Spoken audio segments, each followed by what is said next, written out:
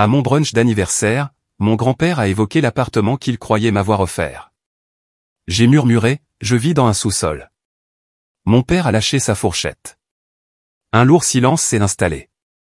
Je m'appelle Amélie, j'ai 28 ans et je suis graphiste indépendante essayant de construire ma carrière à Paris. Ce qui aurait dû être une joyeuse célébration d'anniversaire dans un restaurant haut de gamme s'est transformé en cauchemar lorsque mon grand-père Thomas a souri et a demandé nonchalamment « J'espère que tu profites bien de l'appartement que je t'ai acheté ». Je me suis figé, murmurant en retour « Grand-père, je vis dans un souplex ».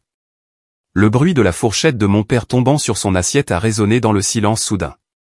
Tous les yeux à table se sont tournés vers nous alors que le sang quittait le visage de mon père. La vie avant mon 28e anniversaire avait été une course constante. En tant que graphiste indépendante à Paris, j'avais à peine de quoi joindre les deux bouts. Mon logement était un souplex aménagé à Montreuil, avec des problèmes de moisissure persistants et un chauffage peu fiable.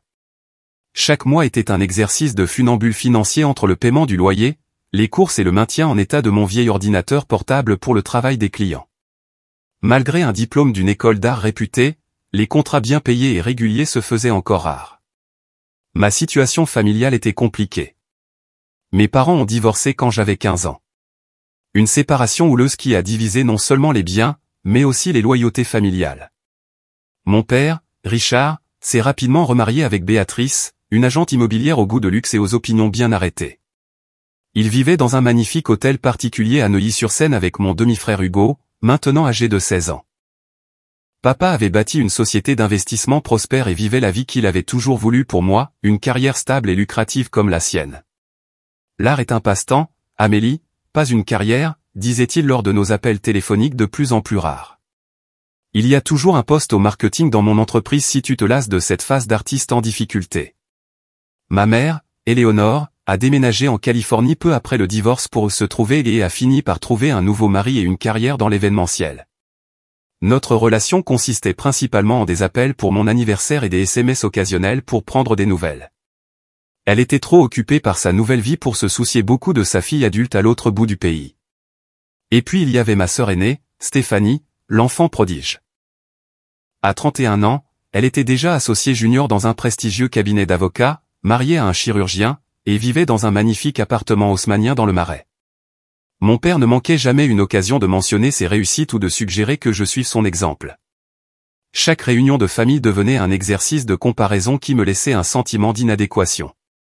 Stéphanie vient de remporter une autre grosse affaire, annonçait papa. Les associés sont très impressionnés par son éthique de travail. La subtile implication était toujours claire, pourquoi ne pouvais-tu pas être plus comme elle? La seule personne qui soutenait vraiment mes ambitions artistiques était mon grand-père Thomas, un architecte à la retraite qui appréciait la créativité. Il avait toujours été mon plus grand champion. Quand j'étais enfant, il s'asseyait avec moi pendant des heures pour m'apprendre à dessiner et me raconter des histoires sur des artistes célèbres. Il est venu à toutes mes expositions, des couloirs de l'école primaire à la présentation de ma thèse universitaire. « Tu as un don, Amélie », me disait-il, les yeux plissés au coin quand il souriait. Ne laisse jamais personne te convaincre de l'enterrer. Même à l'âge adulte, grand-père Thomas est resté mon plus grand allié. Il comprenait mon désir de réussir par mes propres moyens, sans l'aide financière de la famille. Quand j'ai obtenu mon diplôme et que tout le monde a remis en question ma décision de travailler en freelance au lieu de prendre un emploi en entreprise, il m'a envoyé une carte qui disait simplement « Je crois en toi ». Et je le ferai toujours. Malgré mes difficultés financières, j'avais obstinément refusé l'aide de ma famille. C'était en partie par fierté. Après des années de critiques sur mon choix de carrière, je voulais prouver que je pouvais réussir par mes propres moyens. Mais il s'agissait aussi d'établir mon indépendance. Mon père avait trop longtemps utilisé le soutien financier comme un moyen de contrôle. Je préférais manger des pâtes au beurre dans un souplex plutôt que d'accepter une aide assortie de conditions. Dans les semaines précédant mon anniversaire, j'avais en fait commencé à me sentir optimiste. J'avais décroché quelques nouveaux clients prometteurs, dont une brasserie locale qui avait besoin de design pour ses étiquettes. Mon portfolio s'étoffait et, pour la première fois, je pouvais entrevoir un chemin vers la stabilité financière, en faisant ce que j'aimais. Quand mon père a appelé pour m'inviter à un dîner d'anniversaire à Le Céleste, l'un des restaurants les plus chers de Paris, j'ai été surprise mais pleine d'espoir. C'était peut-être une branche d'olivier, un signe qu'il était enfin prêt à accepter mes choix. J'ai passé des heures à me préparer, choisissant une simple robe noire qui ne détonnerait pas trop au milieu des vêtements de marque de ma famille, et me maquillant pour cacher la fatigue d'être resté debout tard pour finir le travail d'un client. Ça pourrait être un nouveau départ, me suis-je dit en fermant la porte de mon souplex. Peut-être que nous pourrons enfin dépasser la déception et le jugement. Comme je me trompais. Le dîner d'anniversaire ne marquerait pas un nouveau départ avec ma famille, mais exposerait plutôt des années de mensonges et de trahison qui ébranleraient les fondations mêmes de nos relations. Le Céleste était exactement le genre de restaurant que mon père choisirait, chic, poli et prétentieux. L'éclairage tamisé, les nappes blanches et les serveurs en uniformes impeccables créaient une atmosphère qui rendait ma simple robe noire terriblement inadéquate. Je suis arrivé 15 minutes en avance, l'énergie nerveuse me propulsant à travers la fraîche soirée de printemps parisienne. Le maître d'hôtel m'a conduite à une table d'angle où mon père et Béatrice étaient déjà assis. Papa s'est levé pour me faire une accolade rigide tandis que Béatrice m'a offert son habituel baiser aérien près de la joue, faisant attention à ne pas tacher son maquillage parfait. « Joyeux anniversaire, Amélie », a dit mon père en reprenant sa place. « Tu es jolie. » La légère pause en disait long. Dans le monde de Béatrice, fait de marque de créateur et de garde-robe saisonnière, jolie il était à peine un compliment. « Merci, papa. Cet endroit est magnifique. » Eh bien, 28 ans est un anniversaire important, intervint Béatrice en lissant son chemisier en soie, bien que Stéphanie ait déjà été nommée associée junior à ton âge. Et voilà, moins de 2 minutes après le début du dîner. J'ai pris une profonde inspiration et j'ai attrapé mon verre d'eau. Stéphanie est arrivée ensuite avec son mari Julien. Elle était immaculée dans une robe bleu marine qui coûtait probablement plus que 3 mois de mon loyer. Après avoir échangé des amabilités et des vœux d'anniversaire, elle s'est lancée dans un récit détaillé de sa dernière victoire au tribunal. Le conseil de la partie adverse était complètement pris au dépourvu, expliqua-t-elle en gesticulant avec ses mains parfaitement manucurées. Le juge nous a pratiquement offert la décision. Mon père rayonnait de fierté. C'est l'avantage d'une préparation minutieuse et d'un travail acharné. J'ai combattu l'envie de souligner que je travaillais tout aussi dur sur mes projets de design, faisant souvent des nuits blanches pour respecter les délais, mais je savais que cela ne mènerait qu'aux habituels commentaires dédaigneux sur mes petits dessins. Hugo est arrivé ensuite, mal à l'aise dans un blazer légèrement trop petit pour son corps d'adolescent en pleine croissance. En tant que Benjamin de la famille, il était la seule personne qui semblait vraiment heureuse de me voir. Il s'est glissé sur la chaise à côté de moi. « Joyeux anniversaire, Mélie », a-t-il murmuré, utilisant le surnom que lui seul était autorisé à utiliser. « Je t'ai fait quelque chose, mais je te le donnerai plus tard. C'est un peu nul par rapport à ce que les autres t'ont probablement offert. » J'ai serré sa main sous la table. Je suis sûr que j'adorais. Le serveur venait de finir de prendre nos commandes de boissons lorsque grand-père Thomas a fait son entrée. À 82 ans, il avait toujours une allure impressionnante, grand, avec une chevelure argentée fournie et des yeux bleus vifs qui ne manquaient rien. Il boitait légèrement suite à une opération de la hanche l'année précédente, mais refusait d'utiliser une canne. « Voilà la reine de la fête », annonça-t-il en se dirigeant vers ma chaise. Je me suis levé pour l'embrasser, et l'odeur familière de son eau de Cologne a instantanément ravivé des souvenirs d'enfance. Pour la première fois de la soirée, mon sourire était sincère. « Je pensais que tu ne viendrais peut-être pas », ai-je dit. Il m'a fait un clin d'œil.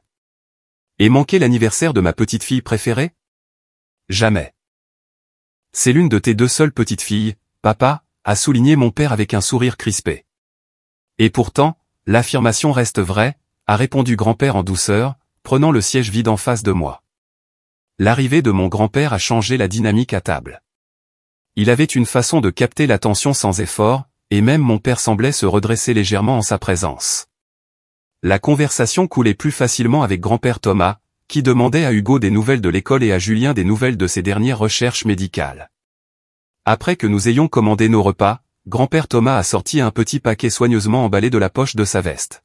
« Je crois que la tradition veut qu'on offre des cadeaux aux anniversaires », a-t-il dit en le faisant glisser sur la table vers moi. À l'intérieur se trouvait un croquis encadré, jauni par le temps. Je l'ai reconnu immédiatement. C'était un dessin que j'avais fait vers l'âge de 7 ans, un portrait grossier mais enthousiaste de grand-père et moi nous tenant la main devant ce que j'avais voulu être la ligne d'horizon de Paris. « Tu as gardé ça ?» ai-je demandé, sincèrement surprise. « Bien sûr. Ta première œuvre commandée. » Ses yeux pétillaient. « Tu m'as facturé un franc entier pour ça ?» si je me souviens bien. Une négociatrice avisée. Même à l'époque. Tout le monde à table a ri, et pendant un instant, la soirée a semblé presque normale. Nous avons savouré nos entrées pendant qu'Hugo nous régalait d'histoires de son cours de sciences, et je me suis surprise à me détendre légèrement. Peut-être que ce dîner d'anniversaire se passerait bien après tout. Les plats principaux venaient d'être servis lorsque grand-père Thomas s'est penché en avant et a posé la question qui allait briser la paix fragile de la soirée. Alors, Amélie, comment te plais-tu dans l'appartement? Je suis passé devant l'immeuble la semaine dernière. Le quartier près du jardin du Luxembourg est si charmant, surtout avec les cerisiers en fleurs maintenant. J'ai fait une pause, la fourchette suspendue à mi-chemin de ma bouche. Quel appartement près du jardin du Luxembourg? Grand-père Thomas avait l'air confus. L'appartement que je t'ai acheté, bien sûr. Le 2 pièces dans ce bel immeuble haussmannien. Je sais que tu voulais réussir par tes propres moyens, mais je pensais qu'avoir un joli pied-à-terre t'aiderait à te concentrer sur le développement de ton entreprise.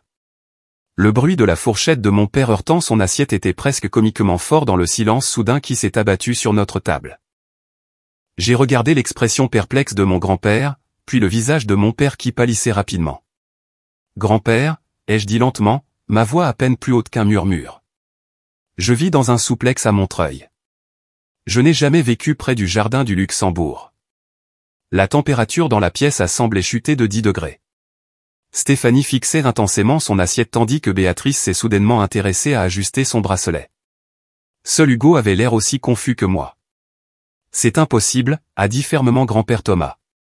J'ai donné 750 000 € à ton père il y a 6 mois pour t'acheter un appartement comme cadeau d'anniversaire anticipé. La paperasse a été entièrement gérée par lui puisque je me remettais de mon opération.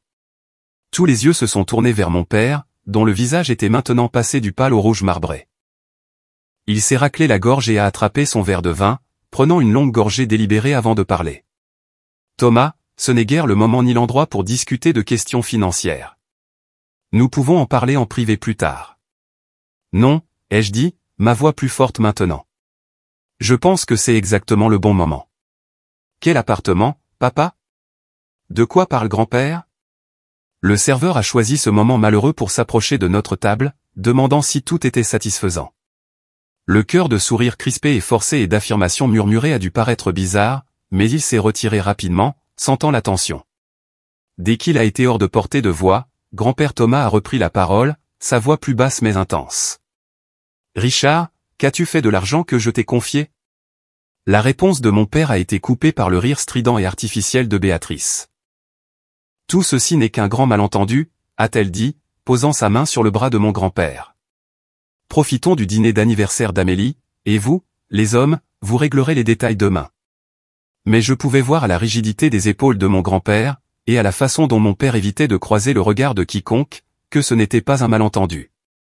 Quelque chose n'allait pas du tout, et le sentiment de naufrage dans mon estomac me disait que la façade soigneusement construite de ma famille était sur le point de s'effondrer. Le reste du dîner s'est déroulé dans un ralenti atroce. Nous avons mangé dans un silence quasi total, les seuls sons étant le cliquetis des couverts contre la porcelaine fine et le murmure des conversations des tables voisines. Le serveur, sentant la tension, a retiré nos assiettes à peine touchées sans commentaire et a refusé de proposer la carte des desserts.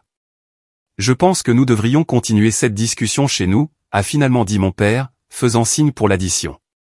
C'est une affaire de famille privée. Personne n'a objecté. 20 minutes plus tard, notre cortège maladroit de voitures s'est garé dans l'allée de mon père et de Béatrice. L'hôtel particulier était grand et imposant contre le ciel qui s'assombrissait, son extérieur parfaitement entretenu témoignant de l'attention de ma belle-mère aux apparences. Nous nous sommes réunis dans le salon de réception, une pièce rarement utilisée sauf pour recevoir des invités.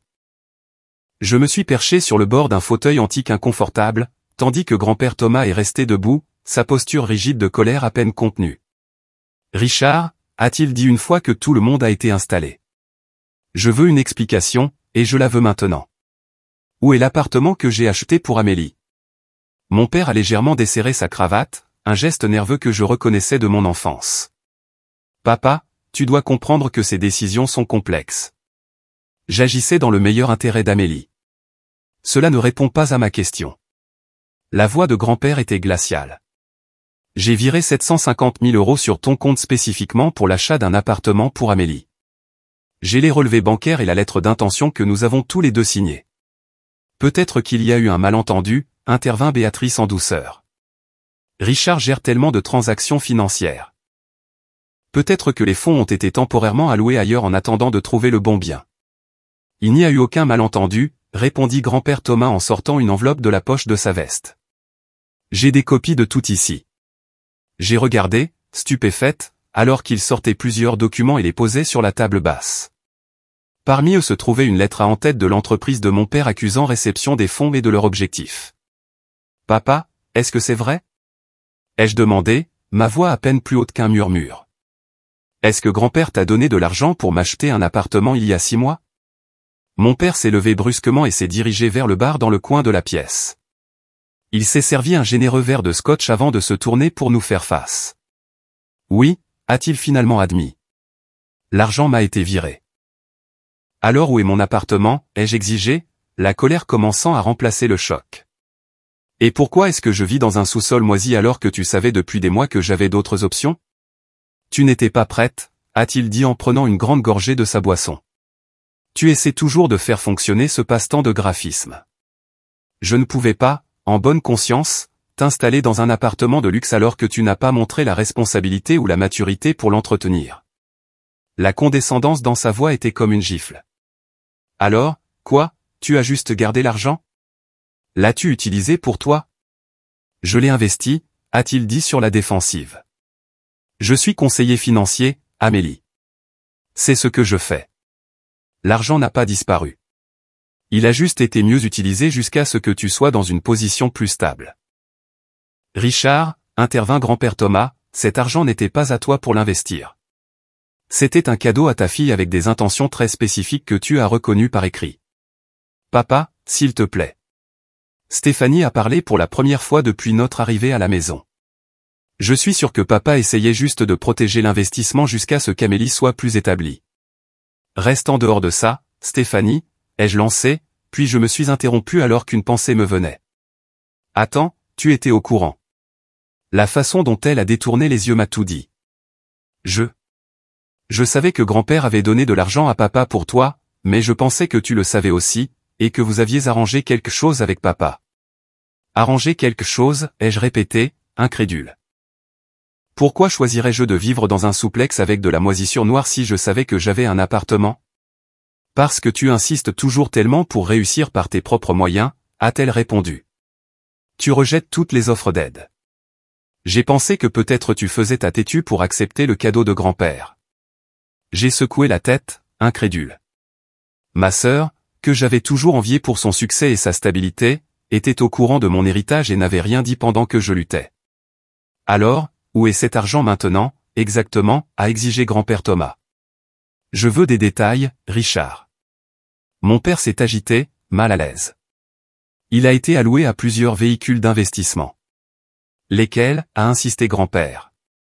Ça devient ridicule, a interrompu Béatrice. Richard est un conseiller financier certifié avec 25 ans d'expérience. Il a pris la décision que l'argent serait mieux protégé dans des investissements que bloqué dans l'immobilier pour quelqu'un qui peut à peine maintenir un revenu constant. Ces mots m'ont piqué, mais ils ont aussi alimenté ma colère grandissante. Il ne s'agit pas de mon revenu ou de mes choix de carrière. Il s'agit de papa qui a pris l'argent qui m'était destiné et l'a utilisé comme il le voulait. Il ne s'agissait pas de n'importe quels investissements, a finalement admis mon père, fixant son verre maintenant vide. La majorité a été utilisée pour aider à développer le cabinet médical du mari de Stéphanie. Ils ouvrent une nouvelle clinique, et le retour sur investissement sera substantiel. La pièce est tombée dans le silence alors que les implications de cette déclaration s'installaient. Non seulement mon père avait détourné mon cadeau vers un investissement, mais il avait choisi de l'investir d'une manière qui profitait principalement à la famille de ma sœur. Tu as utilisé l'argent de mon appartement pour financer la clinique de Julien et Stéphanie, ai-je demandé, la voix creuse, tout en sachant que je vivais dans un souplex et que je luttais pour payer mon loyer. Ce n'était pas comme ça, a protesté faiblement Stéphanie. La clinique profitera à beaucoup de gens et l'investissement va croître. C'est une décision financière saine. Ce n'était pas votre décision à prendre, ai-je crié en me levant d'un bond. Aucun de vous n'avait le droit de décider de ce qu'il advenait d'un cadeau qui m'était destiné. Béatrice a levé les yeux au ciel. C'est exactement pourquoi Richard a pris la bonne décision. Regarde comme tu réagis émotionnellement. C'est pour ça que tu n'es pas prête pour ce genre de responsabilité financière. Je me suis tourné vers elle, la fureur montant. Tu savais aussi? Est-ce que tout le monde dans cette famille était au courant que j'avais un fonds pour un appartement, sauf moi? Son hésitation a été brève mais révélatrice. J'étais au courant que Thomas avait fait un don généreux, et j'ai soutenu la décision de Richard de le protéger jusqu'à ce que tu fasses preuve de plus de maturité. Le protéger en le donnant à Stéphanie à la place, ai-je ri amèrement. C'est la meilleure, Béatrice. Vraiment la meilleure. L'argent est allé à une opportunité d'investissement solide, a insisté mon père. Une qui profitera finalement à toute la famille. En quoi cela me profite-t-il, exactement, ai-je exigé. Pendant que je respire de la moisissure chaque nuit et que je saute des repas pour payer mon loyer. Tu dramatises, a dit Stéphanie d'un ton dédaigneux. Si les choses allaient vraiment si mal, tu aurais pu demander de l'aide. Je n'aurais pas dû avoir à demander, ai-je crié. Grand-père m'avait déjà aidé. Papa a juste décidé que je ne le méritais pas. Hugo, qui était resté silencieux pendant toute la confrontation, a soudainement pris la parole. C'est pour ça que tu m'as dit de ne pas parler de l'appartement quand j'ai parlé à Amélie, a-t-il demandé à mon père, son jeune visage troublé. Tu as dit que c'était une surprise pour plus tard, mais c'était il y a des mois. La trahison m'a coupé encore plus profondément. Même mon frère adolescent avait reçu l'ordre de me cacher des secrets. Grand-père Thomas a posé une main rassurante sur mon épaule avant de se tourner vers mon père. Richard, je suis profondément déçu par toi. Il ne s'agit pas seulement de l'argent. Il s'agit de confiance et de respect. Tu as trahi les deux en ce qui concerne ta fille. Le visage de mon père s'est durci. Tu as toujours favorisé Amélie, même quand ses choix n'ont aucun sens. L'art n'est pas une carrière viable. J'essayais de la protéger d'elle-même. En lui mentant? En donnant son héritage à sa sœur, a rétorqué grand-père. Ce n'est pas de la protection, Richard. C'est du contrôle. Alors que la dispute s'intensifiait entre mon père et mon grand-père, une horrible prise de conscience a commencé à poindre en moi. Si mon père avait été prêt à détourner ce don, qu'aurait-il pu manipuler d'autres tout au long de ma vie? Papa, ai-je dit, coupant leur échange houleux, la bourse que j'ai reçue pour l'école d'art. Était-ce vraiment une bourse, ou est-ce que grand-père a payé pour ça aussi? L'éclair de culpabilité sur leurs deux visages a confirmé mes soupçons avant même qu'ils ne puissent parler. C'était une bourse privée, a finalement admis mon grand-père. Je l'ai établie par le biais de la fondation des anciens élèves, mais oui, je l'ai financée spécifiquement pour toi. Et mon premier stage à l'agence de design, ai-je demandé, connaissant déjà la réponse. Celui que je pensais avoir obtenu grâce à mon portfolio. Grand-père Thomas a détourné le regard. Je connaissais le directeur de la création. Je lui ai demandé d'accorder une attention particulière à ton travail, mais tu as mérité le poste grâce à ton talent, Amélie. Le sol a semblé se dérober sous mes pieds. Des réussites dont j'avais été fier, des moments où je pensais avoir prouvé ma valeur par le mérite seul, me semblaient soudain creux et artificiels. La prise de conscience que j'avais été, sans le savoir, dépendante de l'intervention de mon grand-père était presque aussi douloureuse que d'apprendre la trahison de mon père. Donc, je n'ai jamais rien mérité par moi-même, ai-je murmuré. Tout a juste été arrangé pour moi. Ce n'est pas vrai, a insisté grand-père Thomas. Je n'ai fait qu'ouvrir des portes. Tu les as franchies par ton propre mérite. Mais le mal était fait. En essayant de me protéger des manipulations de mon père, mon grand-père avait créé les siennes, me laissant remettre en question chaque accomplissement de ma vie professionnelle. Je n'arrive pas à croire ça, ai-je dit en regardant les visages des membres de ma famille. Chacun d'entre vous m'a menti ou m'a caché des secrets pendant des années. Nous essayons de t'aider, a dit Stéphanie. Mais il y avait une note d'incertitude dans sa voix maintenant. Non, ai-je répondu froidement. Vous vous aidiez à vous sentir supérieur. Pauvre Amélie, l'artiste en difficulté qui a besoin de l'aide de tout le monde mais ne le sait pas. Ça a dû être amusant de me regarder me battre pour chaque euro pendant que vous saviez tous que j'avais 3/4 de million sur le compte de papa. Ce n'était pas comme ça, a protesté mon père. Nous voulions juste ce qu'il y avait de mieux pour toi. Ce qu'il y avait de mieux pour moi, ai-je répété, la voix montant. Comment sauriez-vous ce qui est le mieux pour moi alors que vous n'avez jamais, pas une seule fois, écouté ce que je veux? La pièce est tombée dans le silence. À ce moment-là, en regardant les visages de ma famille, j'ai réalisé que j'avais passé des années à essayer d'obtenir l'approbation de personnes qui ne me verraient jamais vraiment pour qui j'étais. Ils ne voyaient que la version de moi qu'ils voulaient voir. La fille égarée qui avait besoin de conseils. L'artiste insensé qui finirait par reprendre ses esprits. J'ai fini, ai-je dit doucement. J'ai fini d'essayer de vous rendre fiers. J'ai fini de chercher votre approbation, et j'en ai fini avec vous tous. Sur ces mots, j'ai attrapé mon sac à main et je suis sorti, ignorant les appels derrière moi. En sortant dans l'air frais de la nuit, les larmes ont finalement commencé à couler. Mais sous la douleur se trouvait quelque chose d'inattendu, un sentiment de libération. Pour la première fois de ma vie d'adulte, je voyais ma famille clairement, sans la distorsion de l'espoir ou de l'obligation. Et maintenant, je devais comprendre ce que j'allais faire. Je n'avais fait que la moitié du chemin dans l'allée lorsque j'ai entendu des pas derrière moi. En me retournant, j'ai vu Hugo qui courait pour me rattraper, sa silhouette d'adolescent dégingandé maladroite dans le blazer trop petit. « Amélie, attends » a-t-il appelé. « Tu as oublié ça. » Il a tendu le petit sac cadeau qu'il avait apporté au restaurant. « Je veux toujours que tu l'aies. » J'ai pris le sac, touché par son geste malgré tout.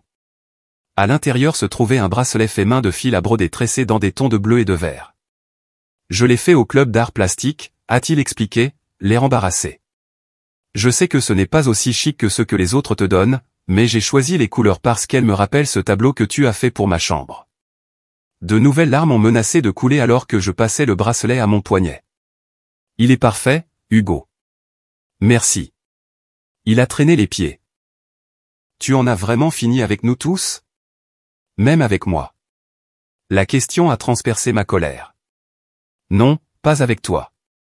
Jamais avec toi. » Et grand-père Thomas ? Il avait l'air aussi surpris que toi. Avant que je puisse répondre, la porte d'entrée s'est rouverte. Mon père est sorti, suivi de près par mon grand-père, leur voix vive portant à travers la pelouse manucurée. « Tu n'avais aucun droit de soulever ça à son dîner d'anniversaire, » disait mon père. « Nous aurions pu gérer ça en privé. »« Comme tu l'as géré ces 6 derniers mois, » a rétorqué grand-père. « Combien de temps de plus lui aurais-tu caché ça si je n'en avais pas parlé ce soir ?» Mon grand-père m'a aperçu debout avec Hugo et a changé de direction, se dirigeant vers nous d'un pas déterminé malgré son boitement. Mon père a suivi, le visage comme un nuage d'orage. « Amélie, » a appelé grand-père Thomas, « s'il te plaît, ne pars pas comme ça. Nous devons arranger cette situation. » L'arranger ? Comment, ai-je demandé amèrement alors qu'il nous rejoignait. L'argent a disparu, investi dans la clinique du mari de Stéphanie. Et franchement, ce n'est même pas ça qui fait le plus mal. L'argent n'a pas disparu, a insisté mon père. Il est investi. Il y a une différence. Arrête de dire ça, ai-je lancé. Arrête de prétendre que c'était une question de gestion financière. Il s'agissait de toi, décidant une fois de plus que tu sais mieux que moi ce dont j'ai besoin. Parce que je sais mieux, a-t-il explosé, son sang-froid finissant par craquer. Regarde ta vie, Amélie. 28 ans. Et qu'as-tu à montrer ? Quelques dessins pour des entreprises locales, un souplex moisi, pendant que ta sœur a une vraie carrière, un mari, une maison. La vérité sur la façon dont il me voyait, enfin mise à nu, m'a frappé comme un coup physique. J'ai reculé, heurtant Hugo, qui m'a stabilisé d'une main sur l'épaule. « Papa, ce n'est pas juste », a-t-il protesté, nous surprenant tous par son intervention. « Reste en dehors de ça, Hugo », l'a averti mon père. « Non », a répondu mon frère, la voix légèrement tremblante. « Amélie est la seule qui m'écoute vraiment. La seule qui se soucie de ce que je veux au lieu de ce que maman et toi voulaient pour moi. » La porte d'entrée s'est rouverte à nouveau, et maintenant Stéphanie et Béatrice ont rejoint notre confrontation sur la pelouse, créant un tableau familial bizarre pour les voisins qui pourraient regarder.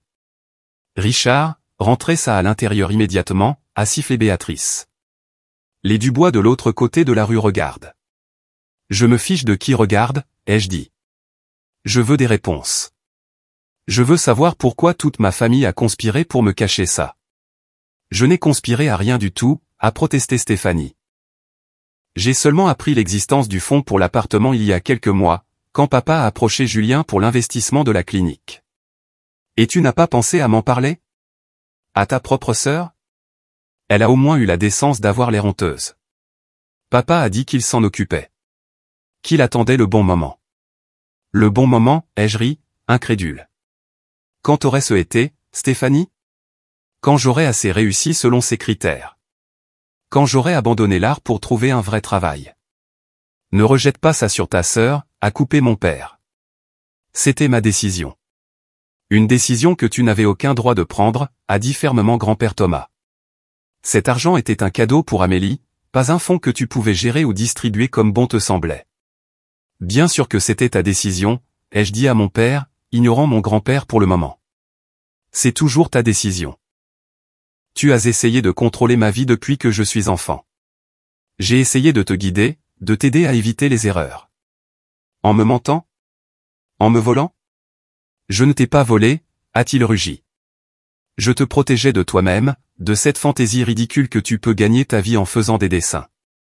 Richard, la voix de grand-père Thomas a percé l'air nocturne. Ça suffit. Mais ce n'était pas assez. Maintenant que la digue avait cédé, des années de ressentiment et de blessures ont déferlé. Tu ne m'as jamais respecté, ai-je dit, la voix tremblante.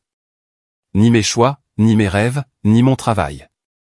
Rien de ce que je fais ne sera jamais assez bien pour toi parce que ce n'est pas ce que tu choisirais. Ce n'est pas vrai, a insisté mon père. Mais ses yeux ont évité les miens. C'est vrai, est intervenue Stéphanie doucement. Papa, tu as toujours été plus dur avec Amélie, tu as toujours plus remis en question ses choix que les miens. Je me suis tourné vers ma sœur, surprise. C'était la première fois qu'elle reconnaissait les différents standards que notre père nous appliquait.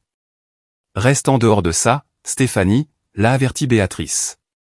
Non, a continué Stéphanie, quelque chose de nouveau dans sa voix. Je suis resté en dehors de ça trop longtemps. La vérité, c'est que, papa, tu m'as poussé vers le droit parce que c'était ce que tu respectais. Tu ne m'as jamais demandé si c'était ce que je voulais. Et ça ne l'est pas, l'a défié mon père. Tu as du succès, tu es respecté, en passe de devenir associé à 31 ans. Et malheureuse, a dit doucement Stéphanie. J'ai des crises d'angoisse dans les toilettes entre les réunions. Je pleure dans ma voiture pendant les pauses déjeuner. Je déteste ce que je fais, papa. Cette confession m'a autant stupéfié que la révélation sur l'appartement. Ma parfaite sœur à succès, celle que j'avais enviée pendant des années, était malheureuse. Tu n'as jamais rien dit, ai-je murmuré. Comment aurais-je pu? A-t-elle répondu en me regardant directement. C'est toi qui étais la courageuse, Amélie. Tu as suivi ta passion malgré tout le monde te disant de ne pas le faire. J'ai pris le chemin facile, celui avec l'approbation garantie, et je me déteste pour ça. C'est ridicule, est intervenue Béatrice. Stéphanie, tu es juste stressée par le travail. Tu ne penses pas ces choses. Si, je les pense, a insisté ma sœur. Je les pense depuis des années. Et voir papa prendre le cadeau d'Amélie et l'utiliser à mon profit à la place. C'est juste une autre façon dont il a toujours favorisé ce que je représente par rapport à qui Amélie est vraiment. Mon père avait l'air sincèrement choqué. Stéphanie, je n'avais aucune idée que tu ressentais ça pour ta carrière. Parce que tu n'as jamais demandé, a-t-elle répondu simplement. Tout comme tu n'as jamais demandé à Amélie si elle voulait ou avait besoin de ta protection contre ses propres choix. Grand-père Thomas s'est raclé la gorge. Je pense que nous avons établi qu'il y a eu de graves problèmes de communication dans cette famille, mais pour l'instant, la préoccupation immédiate est de rectifier la situation financière. Je suis d'accord, ai-je dit, retrouvant ma voix. Papa, je veux l'argent que grand-père t'a donné pour mon appartement. La totalité. Ce n'est pas si simple, a répondu mon père. Mais avec moins de conviction qu'auparavant. Les fonds sont investis dans le projet de la clinique. Il y a des contrats, des engagements. Alors romps-les, a dit fermement grand-père Thomas. Ou je demanderai à mes avocats d'examiner les accusations de détournement de fonds. Tu n'oserais pas, a soufflé mon père, le visage pâlissant. Et c'est moi, a répondu mon grand-père, la voix glaciale. J'ai peut-être 82 ans, mais je suis encore parfaitement capable d'engager une action en justice si nécessaire. Hugo, qui avait observé tranquillement tout cet échange, a soudainement repris la parole. C'est pour ça que maman et toi vous disputiez autant ces derniers temps à propos de l'argent d'Amélie? Tous les yeux se sont tournés vers mon frère, puis vers mon père et Béatrice. La tension entre eux, que j'avais attribuée à leur dynamique habituelle, a soudainement pris un nouveau sens. Hugo, rentre à l'intérieur, a dit sèchement Béatrice. Non, ai-je contré. Laisse-le parler. Que veux-tu dire, Hugo? Comment se sont-ils disputés? Mon frère avait l'air incertain, mais a continué. Je les ai entendus se disputer la semaine dernière. Maman a dit que l'investissement de la clinique était trop risqué et que grand-père finirait par le découvrir. Papa a dit qu'il était trop tard pour faire marche arrière. Le visage de Béatrice a rougi de colère. C'est complètement inapproprié. Hugo ne devrait pas être impliqué dans les discussions d'adultes. Pourquoi, ai-je demandé. Pour que tu puisses continuer à lui mentir aussi? Le garder dans l'ignorance sur la façon dont cette famille fonctionne vraiment? Amélie, a dit mon père, sa voix prenant un ton suppliant maintenant. Tu dois comprendre. Tout ce que j'ai fait, c'était par amour. Je voulais te protéger des erreurs financières pendant que tu t'établis encore. Non, ai-je dit fermement. Ce que tu voulais, c'était le contrôle. Tu m'as enlevé mes choix parce que tu ne me respectes pas assez pour me laisser prendre mes propres décisions, même quand elles sont différentes de ce que tu choisirais. Je me suis tourné vers mon grand-père. Et toi? Tu pensais bien faire, mais tu as manipulé ma vie en coulisses pendant des années. Ma bourse, mon stage, maintenant cet appartement. As-tu jamais pensé que j'avais peut-être besoin de tracer ma propre voie, de réussir ou d'échouer par mes propres moyens? Grand-père Thomas avait l'air sincèrement peiné. Je voulais seulement aider, te donner des opportunités. Mais ce n'était pas vraiment des opportunités si elles étaient arrangées, n'est-ce pas? C'était juste des illusions qui me faisaient croire que j'avais mérité quelque chose, alors qu'en réalité, c'était juste mon grand-père qui tirait les ficelles. Le silence qui a suivi était lourd de prise de conscience. Chaque membre de ma famille avait, à sa manière, contribué à un tissu de mensonges et de manipulations qui avait façonné ma vie sans ma connaissance ni mon consentement. Je vous déteste, ai-je murmuré en les regardant chacun à leur tour. Je vous déteste tous en ce moment. Tu ne le penses pas, a dit automatiquement mon père. Si, je le pense, ai-je insisté, les larmes coulant librement maintenant. Peut-être pas pour toujours, mais en ce moment. En cet instant, je déteste ce que vous avez fait. Je déteste les mensonges. Je déteste que personne d'entre vous ne m'ait jamais vraiment vu. Sur ces mots, je me suis retourné et je suis parti, ignorant leurs appels. Cette fois, personne ne m'a suivi. Je suis arrivé dans la rue et j'ai commencé à marcher, sans me soucier de ma destination, ayant juste besoin de mettre de la distance entre moi et la famille qui m'avait trahi de tant de manières. Alors que l'air frais de la nuit séchait les larmes sur mon visage, une pensée s'est cristallisée à travers la douleur et la confusion. Pour la première fois de ma vie, je voyais ma famille clairement. Et maintenant, je devais découvrir qui j'étais sans leur influence, et qui je voulais devenir. J'ai passé le trajet en taxi pour retourner à mon souplex dans un état second, les événements de la soirée se rejouant dans mon esprit comme des scènes de la vie de quelqu'un d'autre. Comment toute ma famille avait-elle pu me cacher un secret aussi énorme? La trahison me coupait plus profondément que je n'aurais pu l'imaginer. Quand je suis finalement descendu péniblement les marches en béton jusqu'à mon logement, l'endroit que j'avais appelé chez moi ces 2 dernières années, il avait l'air différent, d'une certaine manière. La tache d'eau au plafond, le coin perpétuellement humide près de la salle de bain, les fenêtres qui laissaient passer les courants d'air que j'avais calfeutrés avec des feuilles de plastique et du ruban adhésif. Tout cela semblait plus insultant.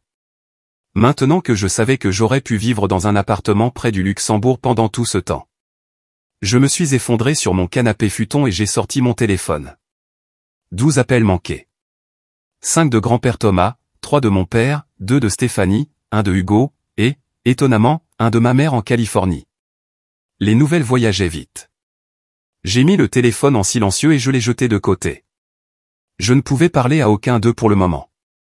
Pas alors que la blessure était encore si vive. Pendant la semaine suivante, j'ai fonctionné en pilote automatique.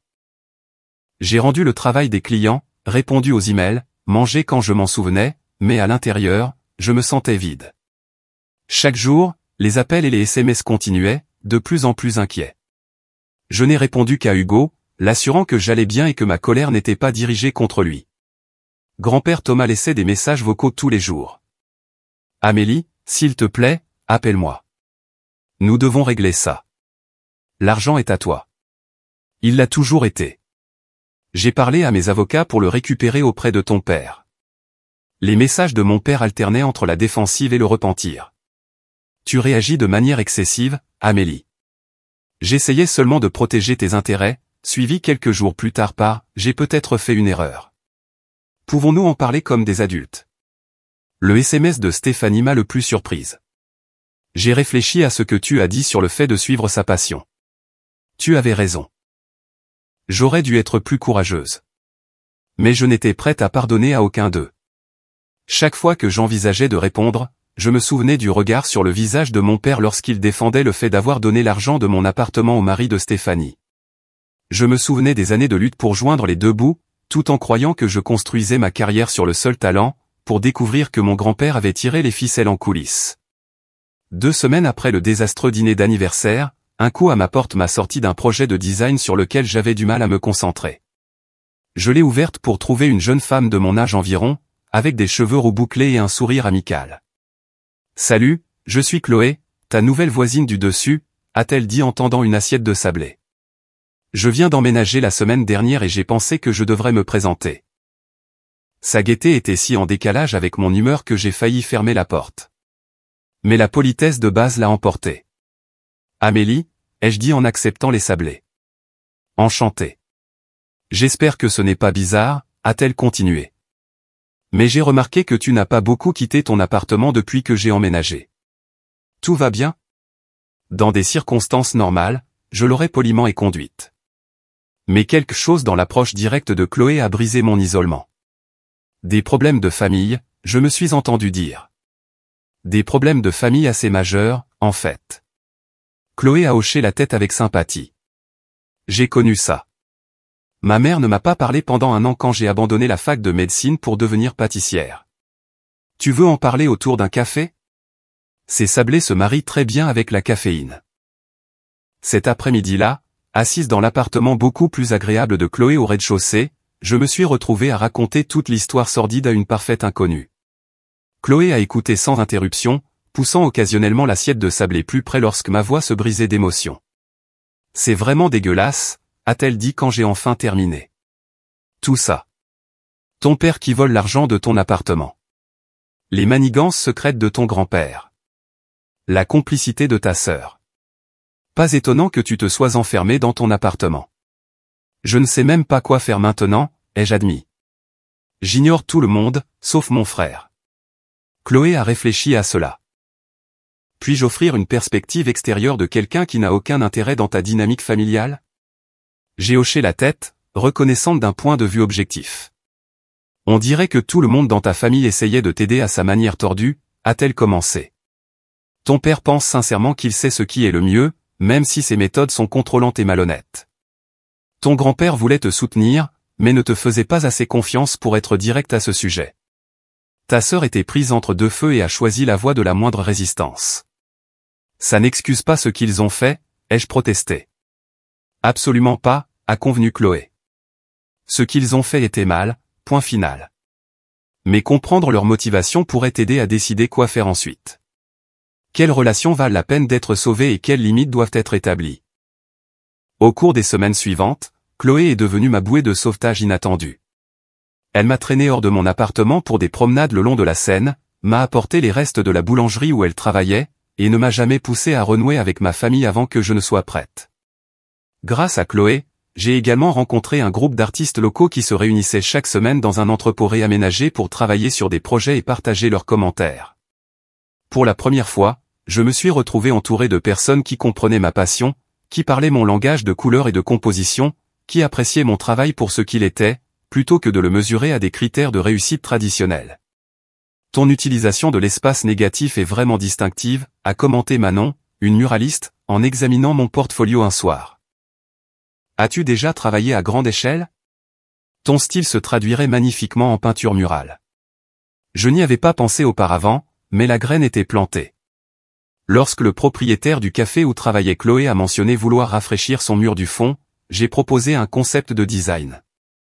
À ma surprise, il a adoré et m'a proposé de me payer pour le travail, pas une fortune, mais un tarif juste pour mon temps et mes matériaux. Alors que je passais une semaine à transformer le mur blanc en une scène vibrante de caféiers et de récoltes, quelque chose a changé en moi. C'était mon travail, entièrement mérité, sans relation familiale ni assistance secrète. La satisfaction que j'ai ressentie était pure et non entachée de doute. Pendant ce temps, les appels et les messages de ma famille continuaient, bien qu'avec une fréquence décroissante au fil des semaines. Je n'étais toujours pas prête à m'engager. Mais je me suis surprise à écouter les messages vocaux plus souvent, essayant d'entendre la vérité derrière les mots. 2 mois après mon dîner d'anniversaire, un email de Hugo a brisé mon isolement auto-imposé. Amélie, tu me manques. Les choses vont vraiment mal à la maison. Papa et Béatrice se disputent tout le temps. Stéphanie ne vient presque plus. Grand-père Thomas parle de poursuivre papa en justice. Et l'investissement de la clinique est en train d'échouer. J'ai entendu papa au téléphone dire qu'ils vont tout perdre. Je sais que tu es toujours en colère et tu as tout à fait le droit de l'être, mais j'ai l'impression que toute notre famille est en train de s'effondrer. On peut se parler, juste toi et moi. J'ai fixé l'écran pendant un long moment avant de répondre par un simple « Tu me manques aussi, Hugo ». Retrouvons-nous ce week-end pour des hamburgers dans son bistrot préféré. Hugo m'a mis au courant de l'implosion familiale. L'investissement de mon père dans la clinique de Julien s'était avéré désastreux lorsque leur principal bailleur de fonds s'était retiré, les laissant surendettés.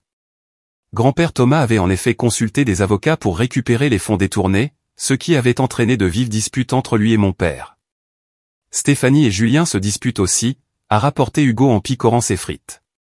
Elle lui a dit qu'elle n'a jamais voulu de la maison de luxe ni de l'expansion de la clinique. Elle a dit qu'elle en a marre de vivre la vie que papa veut pour elle au lieu de ce qu'elle veut. Et toi, ai-je demandé doucement. Comment tiens-tu le coup dans tout ça? Il a haussé les épaules, paraissant soudain beaucoup plus jeune que ses 16 ans. C'est nul. Je déteste être à la maison maintenant. Papa est toujours stressé. Béatrice est toujours en colère. Je passe la plupart de mon temps chez des amis. Je suis désolé, Hugo. Je n'ai jamais voulu que tout ça t'affecte. Ce n'est pas de ta faute, a-t-il dit fermement. Tu n'as rien fait de mal.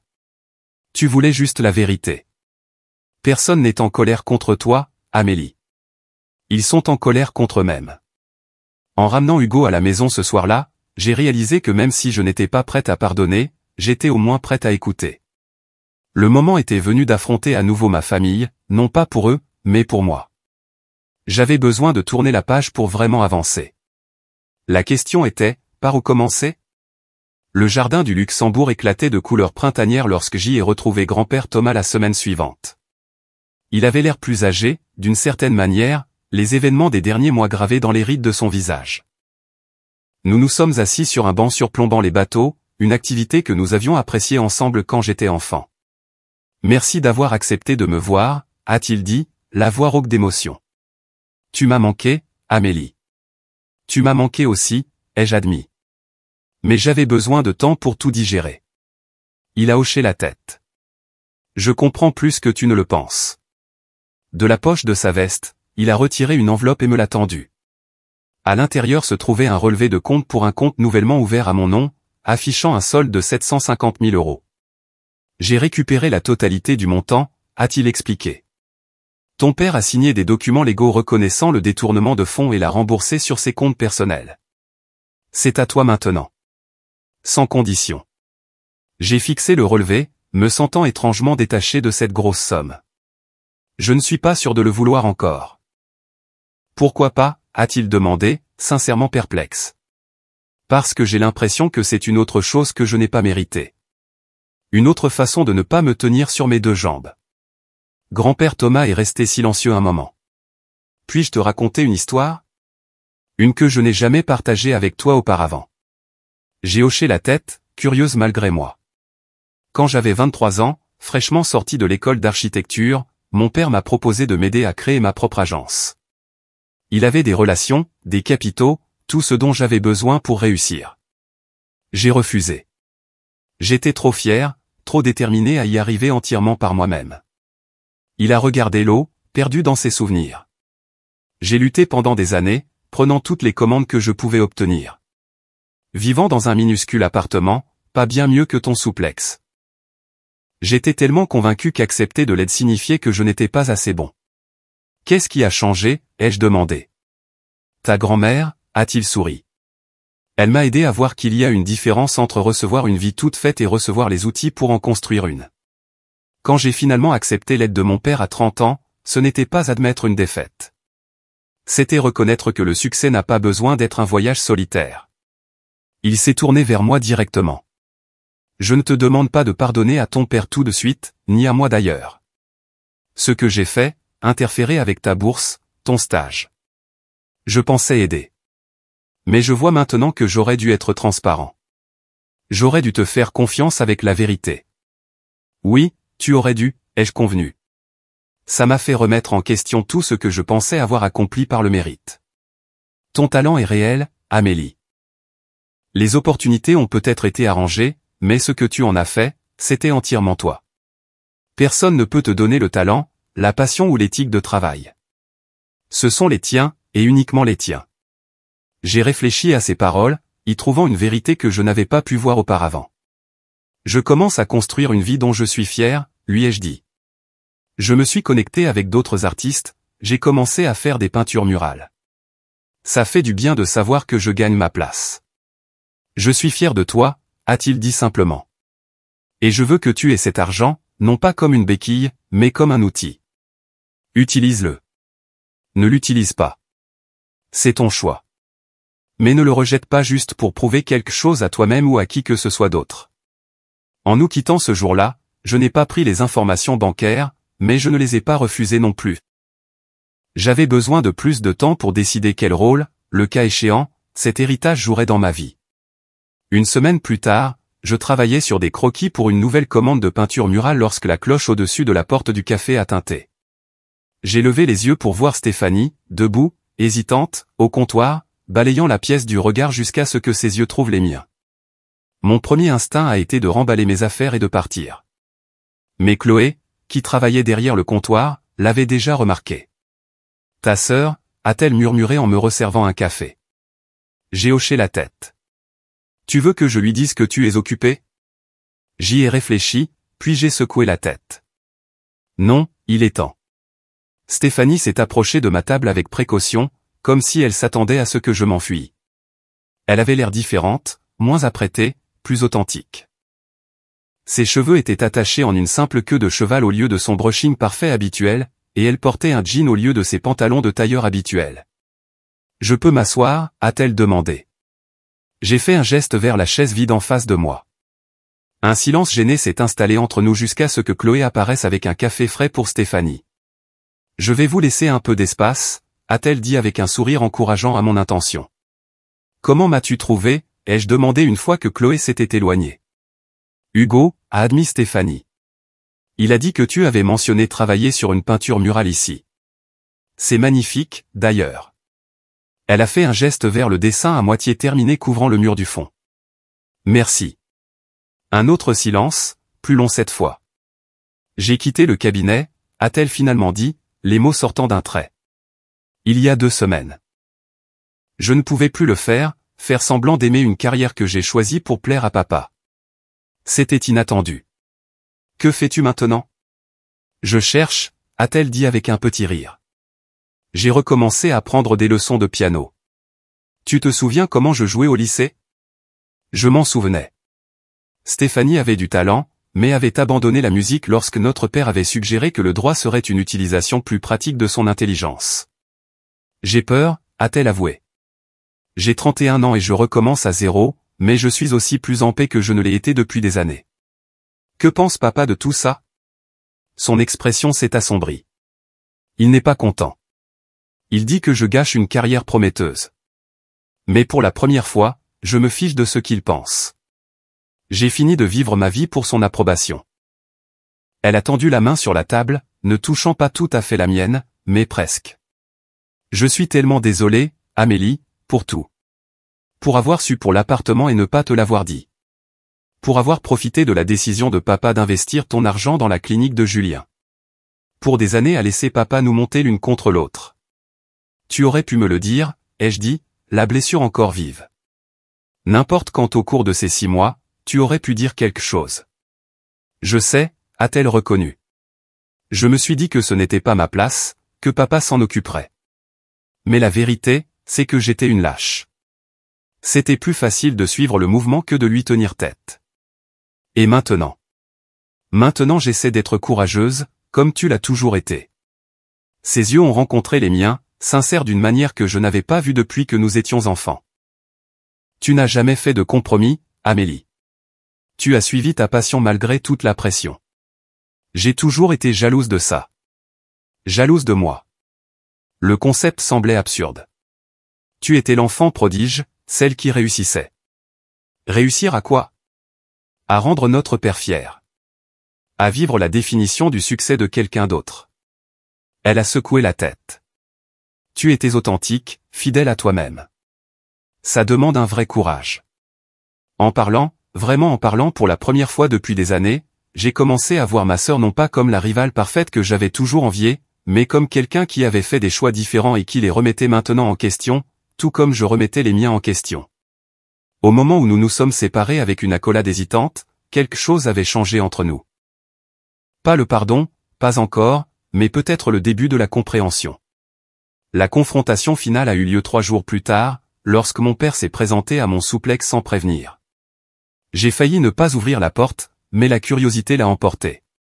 Il se tenait maladroitement sur mon minuscule Porsche en béton, l'air déplacé dans son costume coûteux. Pour la première fois de ma mémoire, il semblait incertain. Puis-je entrer, a-t-il demandé formellement. Je me suis écarté, le regardant observer mon petit espace de vie, les taches d'eau, les meubles de seconde main, les fenêtres qui laissaient passer l'air. En le voyant à travers ses yeux, j'ai ressenti un éclair de défi. C'était là que j'avais vécu pendant qu'il détournait le fond de mon appartement. Je sais que tu as parlé à ton grand-père et à Stéphanie, a-t-il commencé. J'ai pensé qu'il était temps que nous parlions aussi. À propos de quoi? De mon échec en tant que père. L'aveu brutal m'a prise au dépourvu. Je m'attendais à des excuses, des justifications, tout sauf ça. Je me suis convaincu que je te protégeais, a-t-il continué alors que je ne répondais pas que je savais ce qui était le mieux. J'ai passé tellement d'années à croire que le succès a une certaine apparence, suit un certain chemin. Quand tu as choisi différemment, je ne pouvais pas le comprendre. Alors tu as pris le contrôle de ma vie sans que je le sache, ai-je dit. Tu as décidé que je n'étais pas capable de gérer mon propre héritage. Oui. Il n'a pas essayé de le nier. J'avais tort. Profondément, impardonnablement tort. Pourquoi es-tu ici, papa? Que veux-tu de moi? Il a de nouveau regardé mon appartement, son regard se posant sur ma table à dessin couverte de croquis pour la fresque du café. Je veux voir ton travail, a-t-il dit simplement. Ton vrai travail, pas les projets scolaires que j'ai dédaignés ou les petits dessins que je n'ai jamais pris au sérieux. Je veux comprendre ce que tu aimes là-dedans. Pourquoi tu t'es battu si fort pour le poursuivre? Ce n'était pas ce à quoi je m'attendais. Pourquoi maintenant? Parce que j'ai perdu Stéphanie à cause de ce besoin de contrôle. Je suis en train de perdre le respect de Hugo. J'ai endommagé ma relation avec mon propre père. Et je t'ai blessé plus que tout. Il a croisé mon regard directement. Je ne veux pas perdre toute ma famille parce que j'étais trop têtu pour voir qu'il y a de nombreux chemins vers une vie pleine de sens. Je l'ai étudié, cherchant des signes de manipulation ou de manque de sincérité, mais n'ai trouvé que de la lassitude et du regret. Il y a un café sur la rue de Rivoli, ai-je finalement dit. J'y peins une fresque. Si tu veux vraiment voir mon travail, retrouve-moi là-bas demain à 10h. Le lendemain matin, je suis arrivé tôt pour continuer à travailler sur la fresque, ne sachant pas si mon père se montrerait vraiment. À 10h précises, la porte s'est ouverte, et il est entré, habillé plus décontracté que je ne l'avais vu depuis des années, un jean et une chemise au lieu de son costume habituel. Pendant l'heure suivante, j'ai expliqué mon processus de création, le symbolisme de la fresque, les techniques que j'utilisais. À ma surprise, il a posé des questions réfléchies, écoutant réellement mes réponses plutôt que d'attendre son tour de parler. Alors que je montrais comment je créais de la profondeur par superposition, quelque chose d'inattendu s'est produit. Les yeux de mon père se sont écarquillés d'une appréciation sincère. C'est remarquable, Amélie, a-t-il dit en étudiant une section que j'avais terminée la veille. La façon dont tu as créé du mouvement dans une image statique. Je n'avais aucune idée que tu étais aussi talentueuse. Tu n'as jamais regardé, ai-je dit simplement. Il a hoché la tête, acceptant la vérité. Je regarde maintenant, et je vois quelqu'un avec une compétence et une vision extraordinaires, quelqu'un qui mérite du soutien, pas du contrôle. Alors qu'il m'aidait à nettoyer mes pinceaux plus tard ce matin-là, un petit geste mais significatif dans son humilité, j'ai réalisé que nous avions atteint un tournant. Pas la réconciliation, pas encore, mais le début d'un nouveau type de relation, construite sur le fait de se voir clairement, peut-être pour la première fois. L'argent que ton grand-père a récupéré, a-t-il dit alors que nous terminions. Il est à toi, sans condition. Utilise-le pour ton art, pour un meilleur appartement, pour voyager, pour tout ce que tu choisiras. Je ne donnerai pas de conseils, sauf si tu en demandes. Merci, ai-je dit, le pensant. Je suis encore en train de décider ce que je veux en faire. Quoi que tu décides, a-t-il répondu, je veux que tu saches que je suis fier de toi. Pas à cause de ce que tu as accompli selon les critères traditionnels, mais parce que tu as eu le courage de vivre de manière authentique. C'est quelque chose que j'apprends seulement maintenant à faire moi-même. En le voyant partir, j'ai senti un poids se lever, un poids que je n'avais même pas réalisé que je portais, le fardeau de chercher l'approbation de quelqu'un qui ne m'avait jamais vraiment vu. Pour la première fois de ma vie d'adulte, je me sentais vraiment libre de tracer ma propre voie, non pas en opposition aux attentes de ma famille, mais simplement selon ma propre vérité. 6 mois après le dîner d'anniversaire qui avait bouleversé ma vie, je me tenais au centre de mon nouvel atelier, un loft aménagé à Montreuil avec de hauts plafonds, une lumière naturelle abondante et pas la moindre trace de moisissure. Les murs étaient couverts de travaux en cours et de planches d'inspiration. Une grande table à dessin dominait un coin, tandis qu'un espace de vie confortable occupait un autre. Ce n'était pas l'appartement du Marais que mon grand-père avait prévu, mais il était parfait pour moi, assez spacieux pour mon travail, mais assez modeste pour que je puisse l'entretenir avec mes revenus croissants. Après mûre réflexion, j'avais utilisé une partie de mon héritage pour acheter l'atelier, content, éliminant le fardeau du loyer et me donnant la liberté d'être plus sélectif dans mes projets clients. Le reste était investi, un filet de sécurité qui m'apportait la tranquillité d'esprit sans dicter mes choix. Mon entreprise de peinture murale s'était développée au-delà de mes espérances. Ce qui avait commencé avec le mur d'un café s'était transformé en commande pour des restaurants, des écoles et des centres communautaires dans tout Paris. J'avais engagé 2 assistants, tous 2 artistes rencontrés grâce aux relations de Chloé, et ensemble nous transformions des murs blancs en histoires racontées par la couleur et la forme. Chloé était devenue non seulement une voisine, mais une véritable amie. Notre relation s'est approfondie à travers des projets créatifs partagés et des conversations nocturnes sur l'art, la famille et la recherche de son chemin authentique. Elle avait récemment été promue chef pâtissière dans son café et utilisait souvent mon atelier pour tester des recettes le week-end, remplissant l'espace de l'odeur de pâtisseries expérimentales. Ma relation avec ma famille avait évolué d'une manière que je n'aurais pas pu prédire. Hugo visitait mon atelier tous les samedis, où je lui enseignais les bases du dessin. À 16 ans, il montrait un talent remarquable. Bien que l'on ne sache pas encore s'il poursuivrait sérieusement l'art, ce qui importait, c'est qu'il explorait ses intérêts librement, sans pression de se conformer aux attentes de qui que ce soit d'autre. Stéphanie avait mené à bien son changement de carrière spectaculaire, quittant le droit pour enseigner la musique dans un centre d'art communautaire. Elle gagnait une fraction de son ancien salaire, mais parlait de son travail avec une passion que je n'avais jamais entendue dans sa voix auparavant. Nous nous retrouvions régulièrement pour un café, reconstruisant lentement notre relation en tant que sœurs plutôt que rivales. Mon père et moi avions établi une nouvelle dynamique basée sur le respect mutuel plutôt que sur le contrôle. Il avait eu du mal au début avec l'envie de donner des conseils non sollicités, mais apprenait à écouter plus qu'il ne parlait. Lorsque je l'ai invité au vernissage d'une exposition collective présentant l'une de mes peintures murales, il était resté debout, observant en silence, puis avait simplement dit « Je comprends maintenant pourquoi tu aimes ça. Merci de l'avoir partagé avec moi. » Grand-père Thomas, maintenant âgé de 83 ans, était devenu un visiteur régulier de mon atelier. Parfois, il apportait ses propres croquis, et nous dessinions ensemble dans un silence complice. Il s'était excusé plus d'une fois pour ses tentatives bien intentionnées mais mal avisées de gérer ma carrière en coulisses. J'aurais dû te faire assez confiance pour offrir de l'aide ouvertement, m'a-t-il dit, au lieu d'arranger des opportunités en secret. Je comprends pourquoi tu l'as fait, ai-je répondu. Tu essayais de niveler un terrain de jeu que papa avait incliné contre moi. Pourtant, tu méritais la dignité du choix, de connaître la vérité.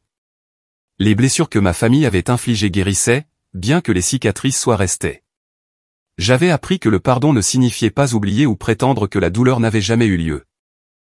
Cela signifiait reconnaître la douleur tout en choisissant de ne pas être défini par elle. Un soir d'automne frais, j'ai organisé un petit dîner dans mon atelier pour célébrer l'achèvement de ma plus grande commande à ce jour, une fresque de 3 étages pour un hôpital pour enfants. Chloé avait préparé un gâteau élaboré décoré d'éclaboussures de peinture comestibles, et l'atelier était rempli de la lueur chaude des guirlandes lumineuses et des bougies. En regardant autour de la table le rassemblement ma famille mêlée à mes nouveaux amis de la communauté artistique, je me suis émerveillé de tout ce qui avait changé en 6 mois. La tension qui avait autrefois caractérisé les réunions de famille avait été remplacée par quelque chose de plus authentique. Nous apprenions à nous voir tels que nous étions vraiment, pas tels que nous souhaitions que les autres soient. Mon père, plus détendu que je ne l'avais vu depuis des années, était engagé dans une conversation sérieuse avec l'un de mes amis artistes sur le côté commercial des activités créatives. Stéphanie montrait à Hugo une application de piano sur son téléphone, leurs têtes penchées ensemble dans un intérêt partagé. Grand-père Thomas divertissait Chloé avec des histoires de catastrophes architecturales de ses débuts de carrière. En remplissant les verres de vin et en passant les plats, j'ai aperçu mon reflet dans les fenêtres de l'atelier et je me suis arrêté, frappé par la personne que je voyais là. Non pas l'artiste en difficulté désespéré de validation, ni la fille en colère consumée par la trahison, mais quelqu'un de plus fort, de plus clair, de plus centré sur sa propre vérité. Le voyage de ce dîner d'anniversaire désastreux à ce moment avait été douloureux, mais nécessaire. J'avais appris des leçons qui façonneraient le reste de ma vie. Que la vraie valeur ne se mesure pas en compte bancaire ou en adresse prestigieuse. Que parfois, les personnes qui nous aiment le plus peuvent nous blesser profondément par des tentatives mal avisées d'aider. Que établir des limites claires n'est pas égoïste mais essentiel pour des relations saines. Et peut-être le plus important, que le succès ne consiste pas à répondre aux attentes des autres, mais à vivre en accord avec ses propres valeurs et sa propre vérité. Alors que la soirée se terminait et que les invités commençaient à partir, mon père est resté, m'aidant à débarrasser la vaisselle malgré mes protestations qu'il devrait laisser ça pour demain. « Je suis fier de toi, Amélie », a-t-il dit doucement alors que nous travaillions côte à côte à l'évier. Pas à cause de ton succès, cependant. C'est remarquable. Je suis fier de la façon dont tu as géré tout ça cette dernière année, avec plus de grâce et de sagesse que je n'en ai géré en 2 fois plus de décennies. J'ai eu de bons professeurs, ai-je répondu. Même quand les leçons étaient douloureuses. Il a hoché la tête, comprenant la complexité de mes mots. Ton grand-père m'a dit quelque chose récemment auquel je n'arrête pas de penser. Il a dit que le véritable amour ne consiste pas à façonner quelqu'un en ce que vous pensez qu'il devrait être. C'est de lui donner l'espace pour devenir qui il est déjà. C'est un homme sage. Plus sage que son fils, certainement, a souri mon père avec ironie. J'apprends encore. Nous apprenons tous, les jeux assurés. Après que tout le monde soit parti et que je me sois retrouvé seul dans mon atelier, je me suis tenu près des fenêtres surplombant les lumières de la ville. L'héritage qui avait causé tant de troubles avait finalement conduit à une transformation pour toute notre famille. Ma sœur avait trouvé le courage de poursuivre sa passion. Mon père apprenait à aimer sans contrôler. Mon grand-père faisait la paix avec ses erreurs bien intentionnées. Et j'avais découvert en moi une force que je ne soupçonnais pas. Parfois, les blessures les plus profondes ouvrent des portes que nous ne savions même pas exister. L'appartement que j'étais censé recevoir aurait pu n'être qu'un lieu de vie, mais à la place, j'avais construit quelque chose de bien plus précieux, une vie d'authenticité, un travail qui comptait, et des relations basées sur la vérité plutôt que sur les attentes.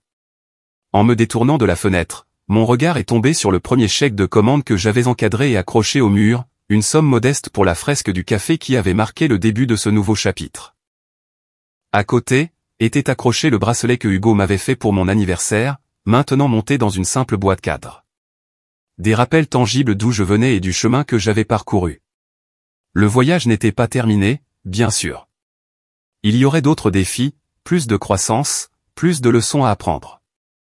Mais pour la première fois de ma vie, j'affrontais l'avenir non pas avec la peur de la déception ou un besoin désespéré d'approbation, mais avec la confiance tranquille qui vient de la connaissance de sa propre valeur, indépendamment de l'évaluation de quiconque.